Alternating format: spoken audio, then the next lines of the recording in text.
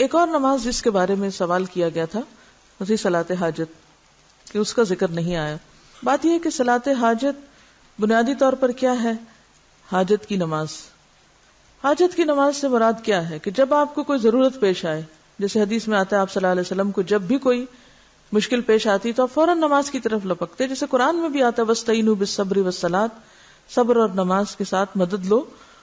تو اس میں آپ جا کے 2 رکعت نفل پڑھ کے اللہ سے دعا کر لیں، یہی صلاۃ حاجت ہے. وہ جو دعا ہے اس کے بارے میں بعض لوگوں کا خیال ہے کہ اس کی سند ضعیف ہے، لیکن بحیثیت دعا کے، یعنی بحیثیت دعا اس میں کوئی کمی بیشی نہیں ہے. اگر آپ یہ نہ سمجھیں کہ یہ نبی صلی اللہ علیہ وسلم سے ثابت ہے، اور ویسے دعاؤں میں بحیثیت دعا کے اس کو پڑھ لیں جیسے آپ اپنی اردو پنجابی کی دعائیں مانگتے ہیں، تو اس طرح تو کوئی حرج نہیں. لیکن یہ سوچنا کہ یہ چیز نبی صلی اللہ علیہ وسلم سے اسی طریقے کے ساتھ ثابت ہے تو ایسا نہیں ہے، کیونکہ روایت میں ضعف ہے، اس لیے اس مخصوص طریقے کی پابندی لازم نہیں، یعنی اس مخصوص طریقے کی پابندی نہیں کرنی چاہیے. لیکن 2 رکعت نماز پڑھنے سے کوئی چیز آپ کو نہیں روکتی. آپ کو جب بھی کوئی حاجت ہو آپ اس وقت 2 رکعت نماز پڑھ سکتے ہیں، یہی صلاۃ حاجت ہے. ٹھیک ہے.